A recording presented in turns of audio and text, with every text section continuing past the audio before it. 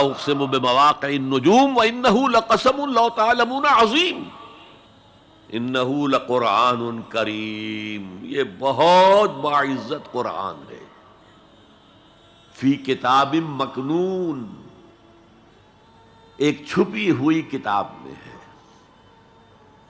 لا یمسہ الا المطہرون، اسے چھو ہی نہیں سکتے مگر انتہائی پاک ہستیاں۔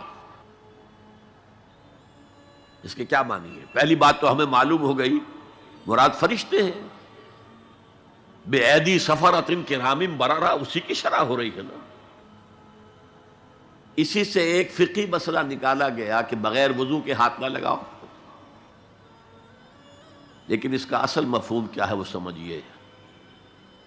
قرآن کی روح تک کوئی نہیں پہنچ سکتا جب تک کہ تزکیہ نفس نہ ہو گیا۔ اگر حب مال، حب دنیا، حب جاہ، حب شہرت، اگر یہ تمام محبت دل سے نکل نہ جائیں تو قرآن کی روح تک آپ کی اپروچ نہیں ہوگی۔ مولانا روم نے کہا ہے، اگرچہ ذرا میں سمجھتا ہوں کہ انہوں نے بہت سخت الفاظ استعمال کیے ہیں، ماز قرآن مغزہا برداشتے استخاں پیش سگاں انداختے، ہم نے قرآن سے اس کا مغز لے لیا ہے، جو ایسنس ہے وہ کھینچ لیا ہے، ہڈی کا گودا جو ہے وہ ہم نے نکال لیا ہے، ہڈیاں ہم نے پھینک دی ہیں کتوں کے سامنے جو لڑ رہے ہیں۔ علم کلام کا مسئلہ ہے صفات حق حق سے جدا یا عین ذات، قرآن مخلوق ہے یا نہیں ہے، غیر مخلوق، اور بڑے بڑے ہو رہے ہیں اس کے اوپر، یہ کتے لڑ رہے ہیں ان ہڈیوں کے اوپر۔ ہم نے اس میں سے اصل شے نکال لی، وہ کیا ہے؟ اللہ کی محبت، اللہ کی معرفت، یہ ہے اصل شے۔ ماذ قرآن مغزہ برداشتے استخاں پیش سگاں انداختے۔ تو جب تک انسان کا باطن پاک نہ ہو جائے وہ قرآن کے چھلکوں سے کھیلتا رہے گا، چاہے وہ کہنے کو مفسر ہو، قرآن کے باطن تک کبھی نہیں پہنچے گا۔ فی کتاب مکنون لا یمسہ الا المطہرون تنزیل من رب العالمین، یہ تھوڑا تھوڑا کر کے اتارا گیا ہے رب العالمین کی طرف سے۔ انزال کے معنی ہے دفعتاً اتار دینا۔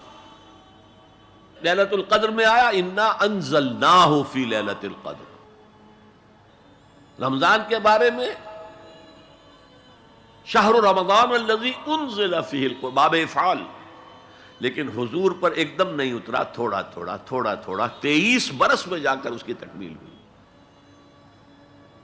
اب دیکھیے جو شکوہ کیا اللہ نے، کیا اس جیسی نعمت سے تم مداہنت کر رہے ہو، بے اعتنائی کر رہے ہو، اسے پڑھتے نہیں ہو، اسے سمجھتے نہیں ہو، اس پر عمل نہیں کرتے، اسے اپنا امام نہیں بناتے؟ تمہارا طرز عمل یہ ہے، بلکہ تم نے اپنا نصیب یہ بنا لیا ہے کہ تم اسے جھٹلا رہے ہو۔ غور کیجئے، جھٹلانا جو ہے دو طرح کا ہے، ایک ہے زبان سے کہنا کہ یہ نہیں ہے، کوئی اللہ کا کلام نہیں ہے، یہ قرآن وغیرہ جھوٹ، سب اساطیر الاولین ہیں، یہ محمد نے گھڑ لیا ہے وغیرہ وغیرہ، جھٹلانا ہو گیا۔ ایک جھٹلانا ہے عمل سے جھٹلانا، مان تو لیا اللہ کا کلام ہے لیکن اس کی حرام کردہ شے کو اپنے لیے حلال کیا ہوا۔ حدیث نبوی ہے ما آمن بالقرآن من استحل محارمہ، اس شخص کا قرآن پر کوئی ایمان نہیں ہے جو اس کی حرام کردہ چیز کو اپنے لیے حلال ٹھہرا لے۔ اس اعتبار سے غور کیجئے، اور اس کی مثال بھی دی ہوئی ہے سورہ جمعہ میں، مثل الذین حملوا التوراۃ ثم لم يحملوها كمثل الحمار يحمل اسفارا بئس مثل القوم الذین کذبوا بآیات اللہ واللہ لا يهدی القوم الظالمین۔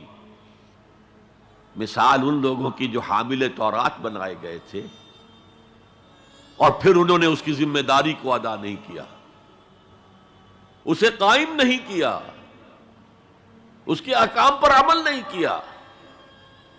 جیسے فرمایا ہے سورہ اعراف میں قل یا اہل الکتاب، کہہ دیجئے اے نبی صلی اللہ علیہ وسلم، اے کتاب والو، لستم علی شیء حتی تقیموا التوراۃ والانجیل وما انزل الیکم من ربکم، تمہاری کوئی حیثیت ہماری نگاہ میں نہیں ہے، تمہارا منہ نہیں ہے کہ ہم سے دعا کرو جب تک کہ تم تورات اور انجیل کو اور جو کچھ نازل کیا گیا تمہاری طرف اسے قائم نہیں کرتے۔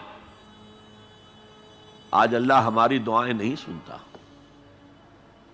30 لاکھ جا کر حج کرتے ہیں، دنیا کے حالات میں کوئی ذرہ برابر فرق آتا ہے؟ اول تو حرام کی کمائی سے حج ہو رہا ہے، تو حج ہے ہی نہیں سرے سے، جو کچھ کرتے گئے تھے سودی کاروبار وہی آ کر دوبارہ شروع کر دیا، سرکاری ملازم تو جو رشوت پہلے لے رہے تھے اس کے بعد آ کر شروع کر دی۔ یہ کیا ہے؟ یہ تکذیب بالعمل ہے، جھٹلانا ہے۔ تم نے اپنا نصیب یہ بنا لیا ہے کہ تم قرآن کو جھٹلا رہے ہو، جیسے کہ انہوں نے جھٹلایا تھا۔ مثل الذین حملوا التوراۃ ثم لم يحملوها كمثل الحمار يحمل اسفارا، ان کی مثال ان گدھوں کی سی ہے جن پر کتابوں کا بوجھ لاد دیا گیا۔